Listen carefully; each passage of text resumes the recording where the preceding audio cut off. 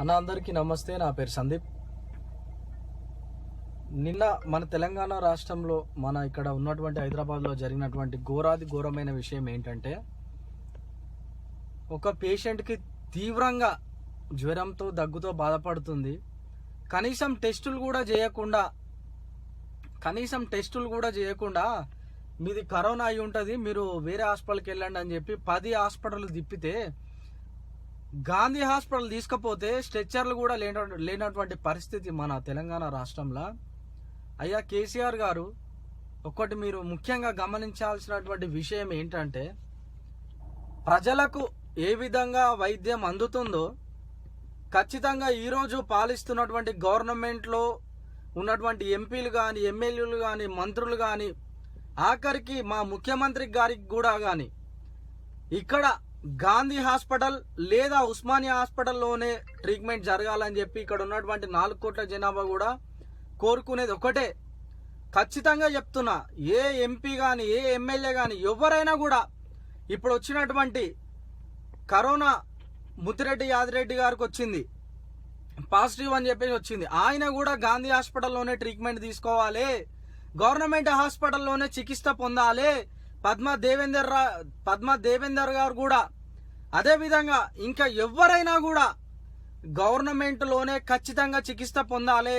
ప్రజలకు ఏ విధంగా అయితే చికిత్స అందుతుందో ఖచ్చితంగా ఇలా మీకు కూడా తెలవాలని చెప్పి కోరుకున్నటువంటి యావత్ తెలంగాణ రాష్ట్ర ప్రజలందరూ కూడా ఈరోజు 4 కోట్ల జనాభా కూడా ఖచ్చితంగా అదే చెప్పుకుంటుంది. ప్రజలకు ఏ విధమైనటువంటి వైద్యం అందుతుందో అదే విధంగా ఇక్కడ ఉన్నటువంటి ఎంపీలు కానీ, ఎమ్మెల్యేలు కానీ, ఆఖరికి మా రాష్ట్ర ముఖ్యమంత్రి గారికి కూడా కంపల్సరీ గవర్నమెంట్ హాస్పిటల్లోనే చికిత్స అందాలి. అంటే ప్రజలు ఎన్ని ఇబ్బందులు పడుతురో తెలియాలి కేసీఆర్ మీకు. ఎందుకంటే జిల్లా ఆసుపత్రులు అన్నారు, మండల ఆసుపత్రులు అన్నారు, ఇవాళ ఏ రోజైనా ఏడన్నా అయినాయా? కనీసం గాంధీ హాస్పిటల్లో స్ట్రెచ్చర్లు కూడా లేనటువంటి పరిస్థితి, పీపీఈ కిట్లు లేవు. కనీసం పోయి అమ్మ ఆక్సిజన్ పెట్టురు అని చెప్పి అడిగితే నిన్న తీసుకెళ్ళినటువంటి పేషెంట్ అక్కడ ఎట్లా చచ్చిపోయిందో ఒకసారి కనుక్కోండి అయ్యా కేసీఆర్ గారు. నా బిడ్డల్ని కరోనా రాకుండా 1000 కోట్లు ఖర్చు పెడతా అన్నారు కదా సార్, 1000 కోట్లు ఖర్చు పెడతా అన్నారు. కరోనా వస్తుందా, కాకరకాయ వస్తుందా అన్నారు, పారాసిటమాల్ వేసుకుంటే తగ్గిపోతుంది అని చెప్పిర్రు. నా బిడ్డలకు కరోనా రాకుండా నా తెలంగాణ రాష్ట్ర ప్రజల్ని కడుపులో పెట్టి చూసుకుంటా అన్నారు.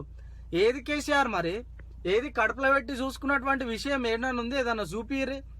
కనీసం నిన్న కర్నల్ సంతోష్ కుమార్ గారు చనిపోయినటువంటి విషయానికి కూడా కనీసం మీరు హాజరు కాలేనటువంటి పరిస్థితి. మన రాష్ట్రపతి గారు హాజరయ్యారు, ఇక్కడ ఉన్నటువంటి తెలంగాణ ప్రజలంతా కూడా హాజరయ్యారు. కనీసం ఇవాళ మా రాష్ట్ర ముఖ్యమంత్రి రానటువంటి పరిస్థితి. సార్ కేసీఆర్ గారు ఇవాళ కోరుకునేది ఒకటే, ప్రజలకు ఎలాంటి వైద్యం అయితే అందుతుందో అదే వైద్యం కంపల్సరీ ఇక్కడ ఉన్నటువంటి నాయకులు, తెలంగాణ రాష్ట్రంలో ఉన్నటువంటి ప్రతి ఒక్కరూ, మళ్ళీ కూడా చెప్తున్నా, తెలంగాణ రాష్ట్రంలో ఉన్నటువంటి ఎంపీలు, ఎమ్మెల్యేలు, మినిస్టర్లు, అదేవిధంగా మా ముఖ్యమంత్రి గారు కూడా ఏదైనా కూడా కంపల్సరీ గవర్నమెంట్ హాస్పిటల్లోనే చికిత్స పొందాలని చెప్పి ఇక్కడ ఉన్నటువంటి యావత్ తెలంగాణ ప్రజలంతా కూడా 4 కోట్ల జనాభా కూడా ఒకటే కోరుకుంటుంది. కేసీఆర్ గారు బంగారు తెలంగాణ అన్నారు, కనీసం ఇత్తడి తెలంగాణ కూడా కాదని చెప్పి ఇలా రాష్ట్ర ప్రజలంతా కూడా అనుకున్నటువంటి విషయం ఒకటే, ఖచ్చితంగా మాకు మంచి వైద్యం అందాలి. కానీ అందుతుందా? కానీ అందట్లేదు. సో ఖచ్చితంగా ఇక్కడ ఉన్నటువంటి ప్రజలంతా కూడా గమనించాల్సింది ఒకటే, ప్రజలారా, ఇక్కడ ప్రజలంతా చెప్పుకునేది కూడా ఒకటే, ప్రజలకి ఏ విధమైనటువంటి వైద్యం అందుతుందో అదే విధమైనటువంటి వైద్యం ఇక్కడ రాష్ట్రంలో ఉన్నటువంటి ప్రతి ఒక్క నాయకులకు కూడా అదే వైద్యం అందాలని చెప్పి కోరుకుంటున్నటువంటి విషయం. నమస్తే.